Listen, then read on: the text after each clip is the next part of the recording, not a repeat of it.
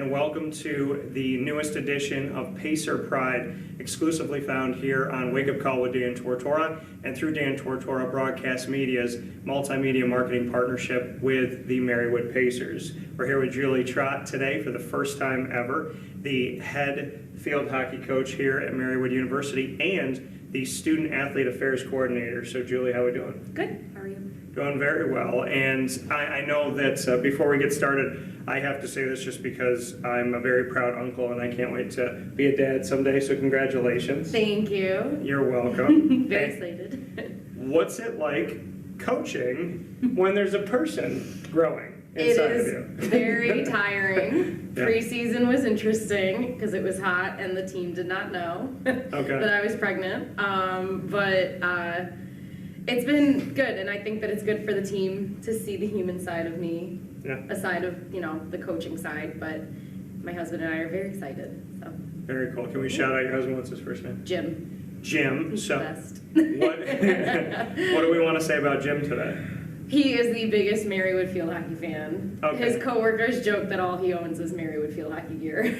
So.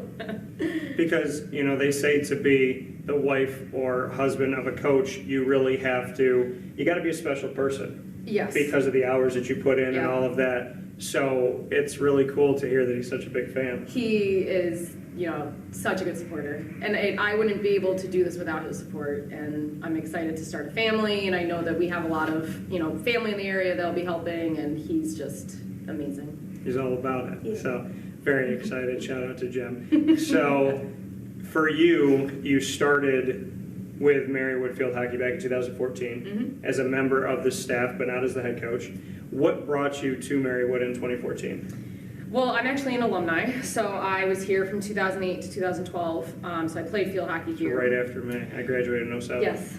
So I started my career as an assistant coach, just wanting to work in college athletics after I got my master's at Temple, and I just really wanted to get back into athletics. And thankfully, Marywood had just hired a new coach, a local coach, Casey Manning, and she was looking for an assistant coach.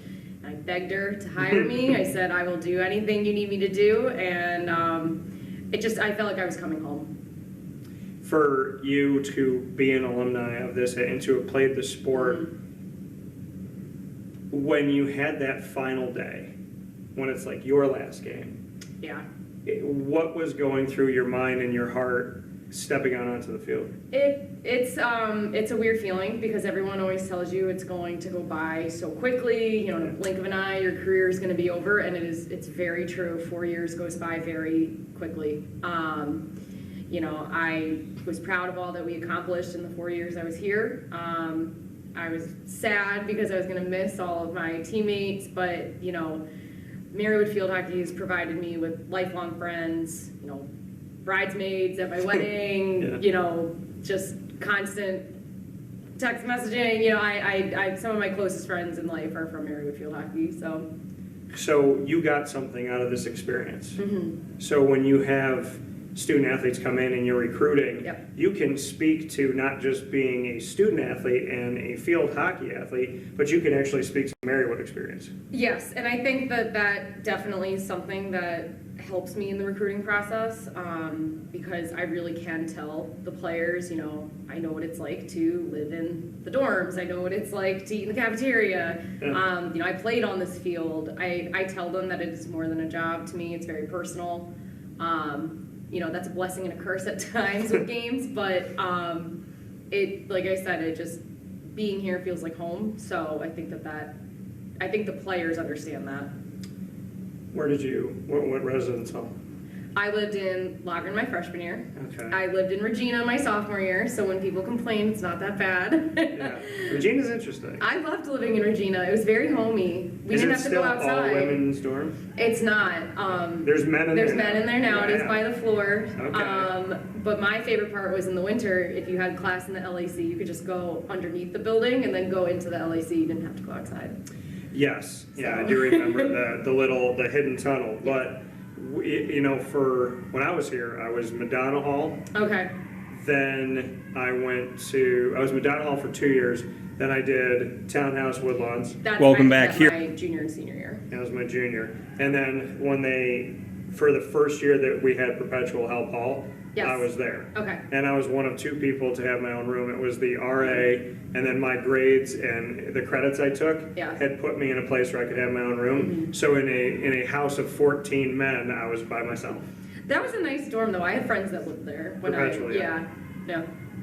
So what was your experience like? You're like, what do you, as a student, not on the athlete side, just as a student at Marywood, what do you remember the most? I mean, again, the experiences and the people that I've met and Yeah. have created lifelong relationships with. I was an elementary education major. I loved all my classes. My professors were great. Loved my advisor.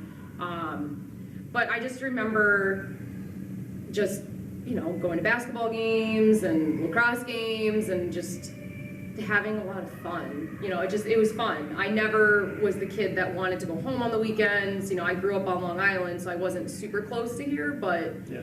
I just was always busy doing stuff. There was always something to do. I like, and you just said it, and I learned this in the past year, you don't live in Long Island. No, it's on Long You Island. live on Long Island. Yeah. And I learned that from spending a lot of time on Long Island. Yep. And earlier here in 2021. And what I love about Long Island is, above all things, literally the number one thing for me is the egg bagel, but the egg, Oh, yes. the egg everything Yes. bagel with maple, what is it? It was a maple with raisin and walnut. So it was a walnut, raisin, cream cheese on an egg everything bagel. Bagels and pizza on Long Play, Island you know, are the best really teams in different. your Scranton area that you- pizza's good, but No, it's not. Long Island pizza is No, it's different. not. I don't want to offend anyone. You're being way too nice. It's not. Julie can't say it, I can. So I come from New York, and Syracuse, my hometown, is whatever people think of New York City, Long Island, we're literally there. And I'm saying that because, I'm Italian. So it's not like I'm saying it because Right. it's my hometown. I know good pizza. And good food. Yeah, Yeah. and so I know that, and a lot of Italians migrated from Italy to Syracuse in upstate New York. So the pizza is good in central New York, upstate New York, and also on Long Island. So good. And it's got a different flavor on Long Island. It's got a very, I forget what place I exactly went to, but I just remember as soon as I bit into it, I just got that flavor on my tongue, and I'm like, God, this is so good. So good. It's so good. I miss it. Yeah. So do you ever say to Jim, like, especially now, like, see here with cravings, you have the right to I tell do. him, go get me a bagel with cream cheese. From and Long Island. Like, literally drive and come back, and it's 3 a.m., and you're like, you'll get there by like 5 or That's so. funny. Yeah. Yeah, no, I will say I have had to just stick with Dunkin' Donuts bagels around here. which That's is- a shame. But I am a Dunkin' person, so Okay. it's okay.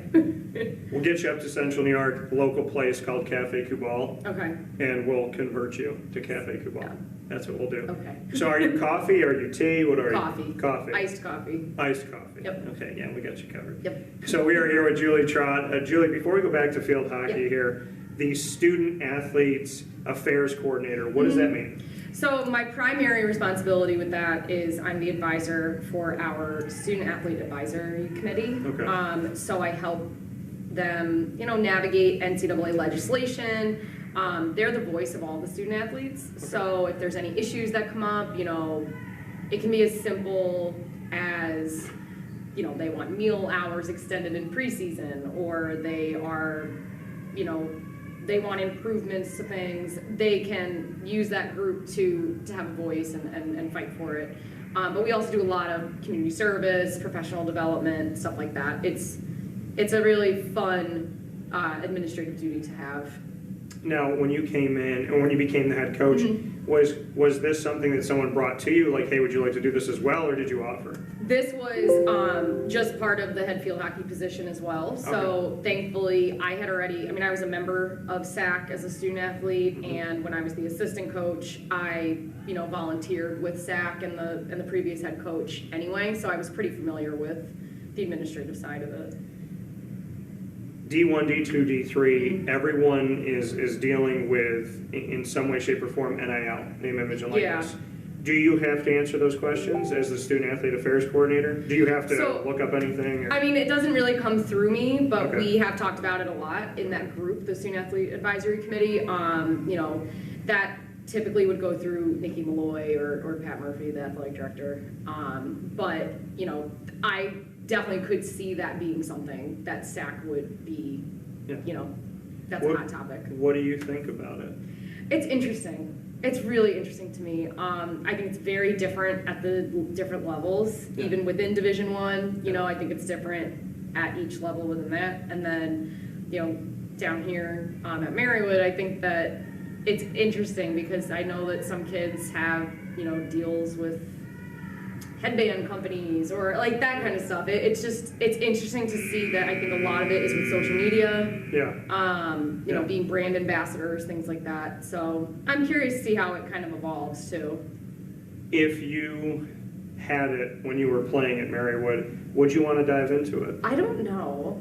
I really don't know. I think that it's interesting to me because I see even just recruiting, I'll see on people's, handles on social media, I'm just making this up, I don't even know if this exists, but like, NEPA 570 athlete brand, whatever. And it's interesting to me. I don't know if I probably would have looked into it. I don't know if I would have actually done anything with it.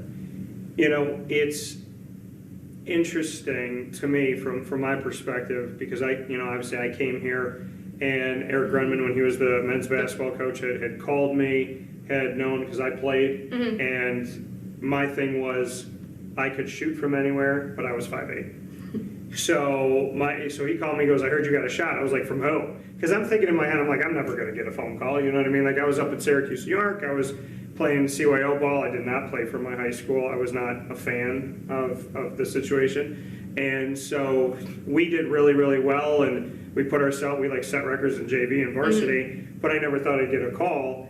And from my perspective, knowing that, coming through and seeing D3 and then starting in the courtside here and broadcasting the games for men's and women's basketball, looking back on it and all the way to now, I don't enjoy, and you'll never hear me say mid-major, low major, and D1. Right. I won't. And D2 and D3, I don't say, like, I don't say down here, up there, whatever. So in my perspective, and I'd love to hear this from your side as a coach, I don't like that D1 and D2 can get scholarships, but D3 doesn't. Because name, image, and likeness, the NCAA said free reign for all divisions. Right. However, D1 and D2 get scholarships, right. D3 doesn't. You can make money, you all can make money. Right. But D1 and D2, they're making money and that's gravy. D3's making money and that might pay their tuition. Right. They might be making money just to break even. Yeah, I think it's convoluted. I like what you said. I think that each division is different, not better or worse. Yeah. I'm one of 4 kids in my family, and I have 2 sisters, and they both played at the Division I level. Binghamton, New York. My sister played softball there, and then my older sister ran cross country and track at Villanova. So I've seen different levels, and then I played here at Marywood, Division III, and it's the whole scholarship thing, and then you add in the name, image, and likeness. It's very interesting to me. I think it's interesting what it would do to a team dynamic.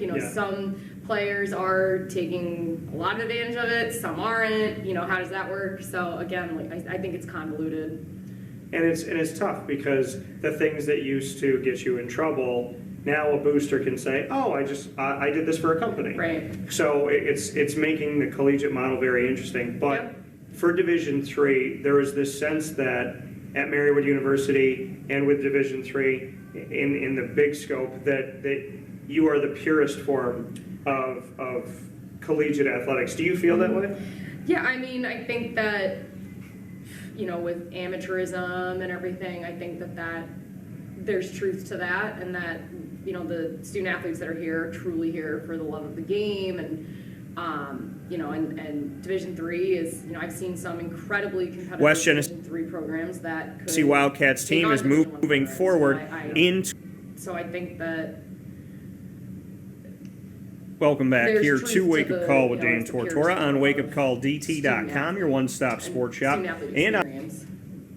you're recruiting, speaking of the student-athlete experience, where is your, like, they always say to build from your backyard out, how far is your radius? So we do typically get players that are from, a 3-hour bubble, I would say, but we have Welcome we have back. 2 players on the team that are from California. We do have someone from Maine, but we do get a lot from New York, Pennsylvania, New Jersey, Maryland, that area. But that's where field hockey's the most popular. Yeah. So. And I'm asking because in central and upstate New York, Yep. there is a lot of talent. We actually do have a girl from the Syracuse area. Okay. She went to Burnt Hills, Boston Lake.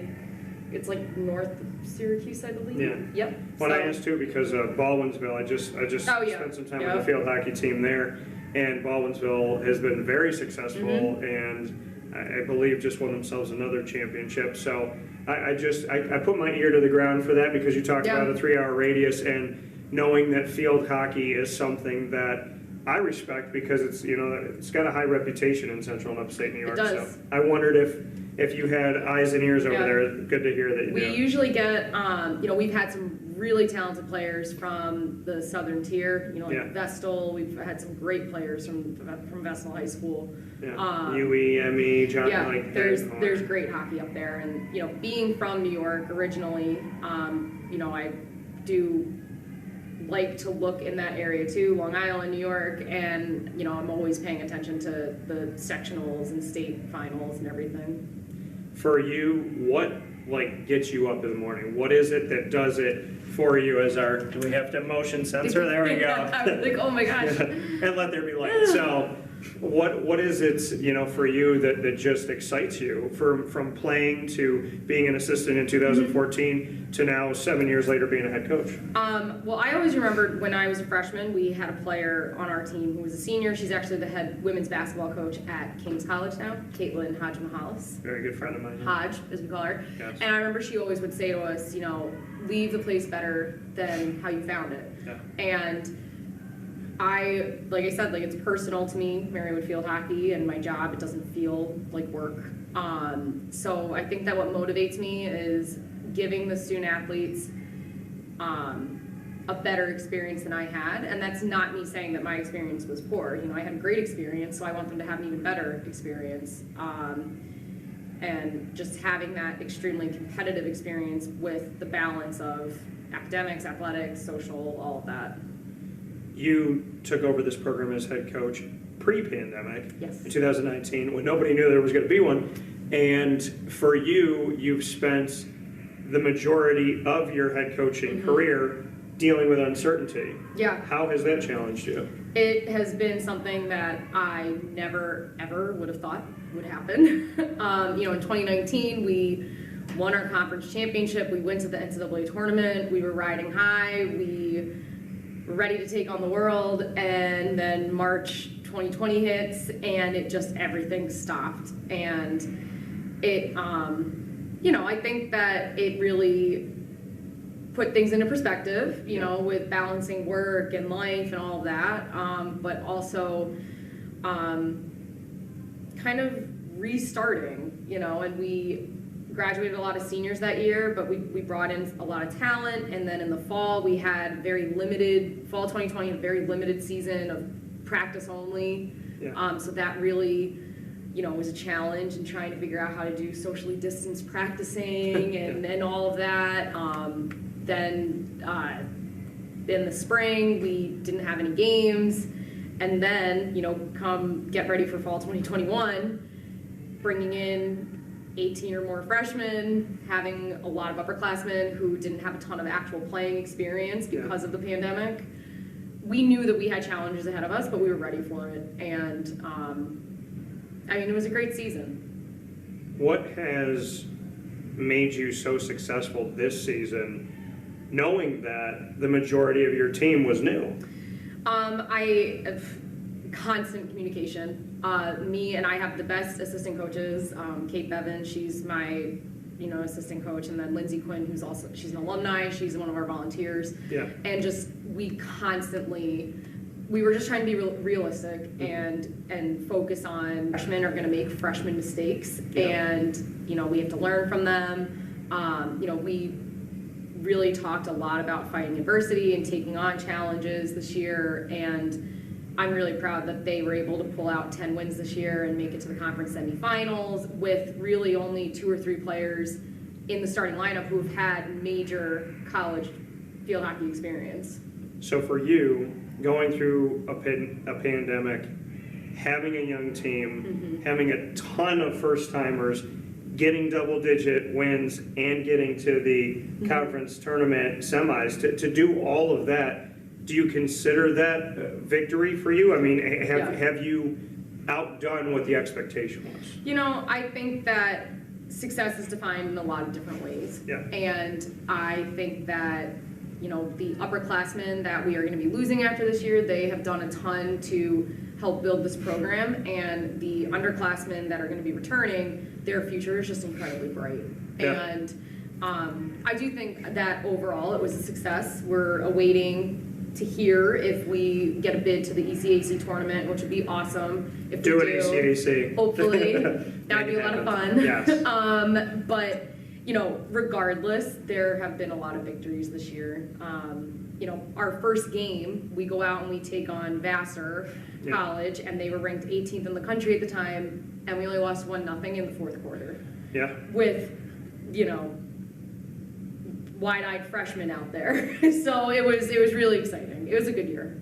And that's, I think, like what you said, to have this youth get so much experience and be successful, the experience you can't teach, and successful within this experience should give you and your staff at least the notion, the hope that this team is only going to get better, and better than 10 wins, better than the semis of the conference. I mean, we could be talking about a team that's consistently not only pushing the Atlantic East, but pushing hopefully in the NCAAs. That's, and that's the goal. Now that we've seen and we've been there, that we've been to the NCAA tournament, we've been regionally ranked in the past, that's the goal, to get back there. And, one of the parents said to me after 2019 to not view it as rebuilding, view it as reloading. Yeah. And I was like, I love that. We are, it might take a few steps, but we're going to get there, and I'm confident in the future of this team. Why Marywood?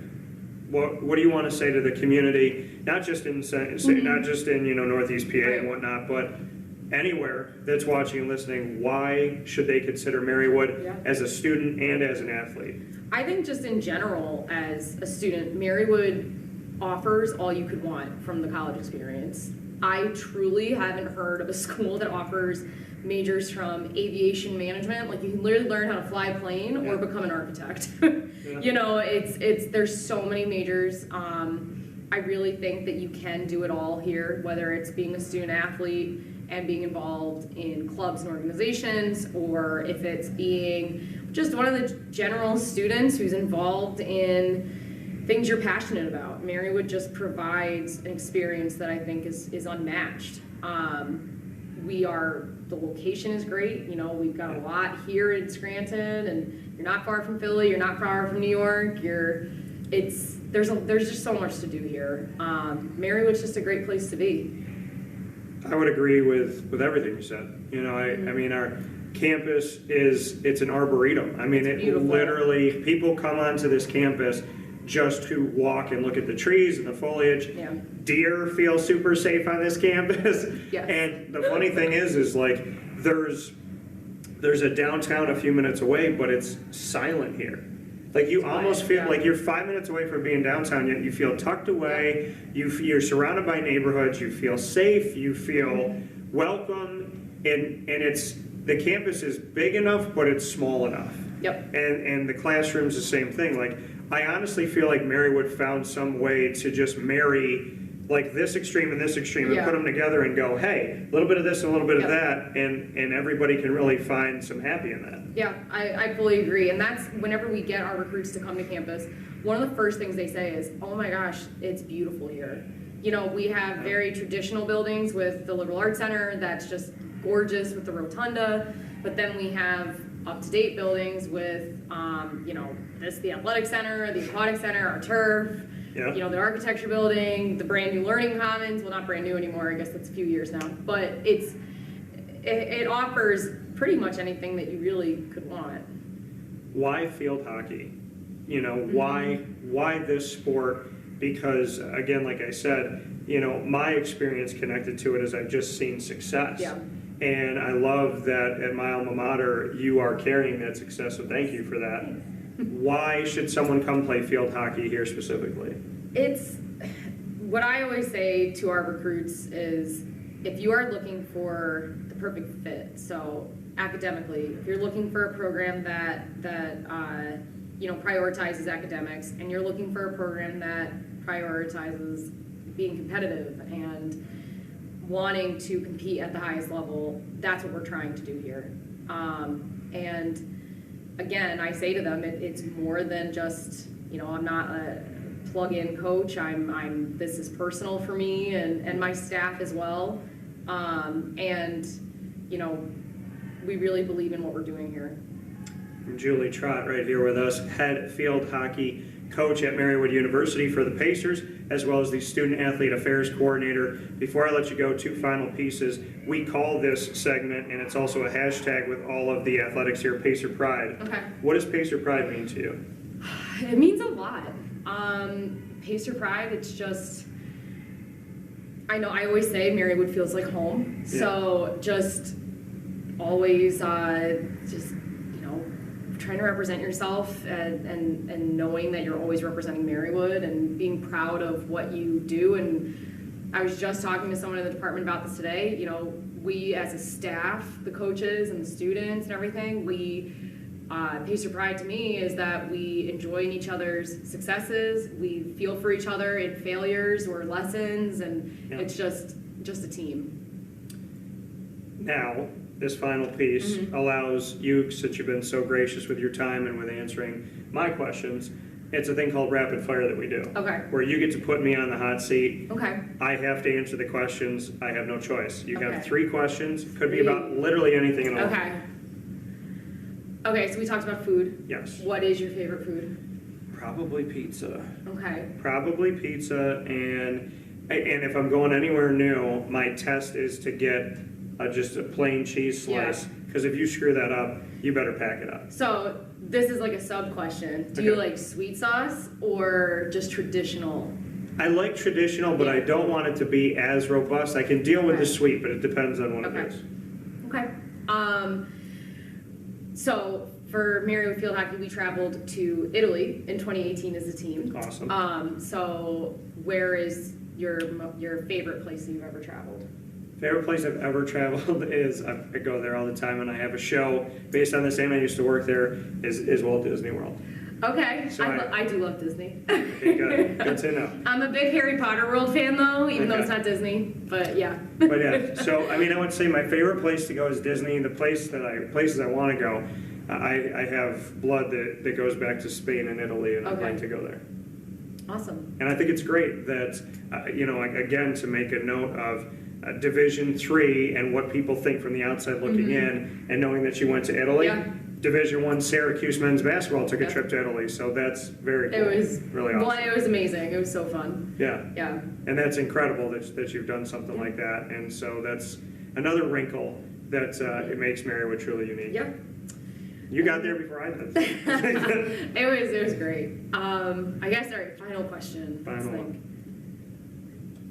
Favorite football team, professional. Professional, Jacksonville Jaguars. Oh, Since day one. Okay. I've been a fan since '95. Love Fred Taylor.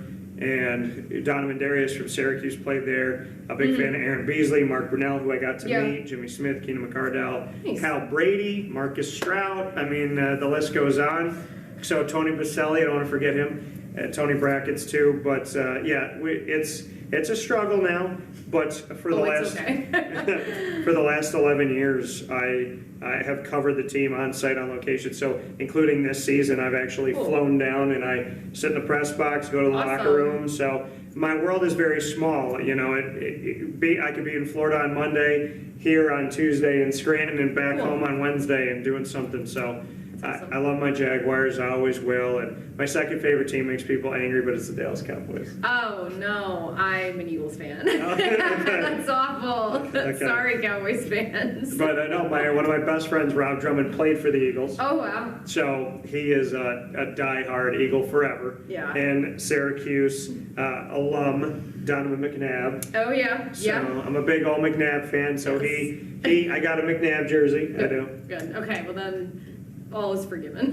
You know. So that being said, very, very much appreciate Julie Trott being here with me today for the field hockey team, the head field hockey coach here at Marywood University for the Pacers, and your student athlete affairs coordinator here on Pacer Pride, exclusively on Wake Up Call with Dan Tortora, and as part of the multimedia marketing partnership with Dan Tortora Broadcast Media. From an alum to an alum, Julie, thank you. Thank you. Appreciate it, and we'll talk with you all very soon.